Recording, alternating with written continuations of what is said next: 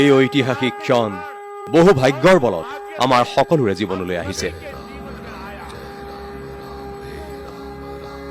মই 140 কোটি দেশবাসী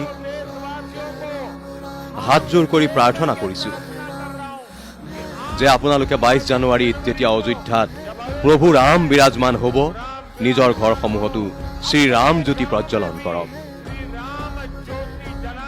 দীপাৱলী পালন কৰক।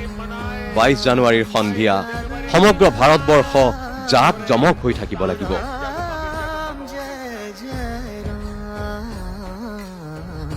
প্ৰতিজন লোকৰে ইচ্ছা যে 22 জানুৱাৰীত হ'বলগীয়া আয়োজন প্ৰত্যক্ষ কৰাৰ বাবে তেওঁলোক স্বয়ং অযোধ্যালৈ আহিব। কিন্তু মোৰ আহ্বান যে এই 22 জানুৱাৰীত এবাৰ নীতি নিয়ম মতে অনুষ্ঠান সম্পন্ন হোৱাৰ পাছত 23 তাৰিখৰ পাছত নিজৰ সুবিধা অনুসৰি তেওঁলোক অযোধ্যালৈ আহক। অযোধ্যালৈ অহাৰ মন 22 তাৰিখে নকৰিব। প্ৰভু ৰামজীৰ অসুবিধা হওক, এনেকুৱা কাম আমি ভক্তসকলে কেতিয়াও কৰিব নোৱাৰো। 550 বছৰ অপেক্ষা কৰিলো আৰু কেইদিনমান অপেক্ষা কৰক।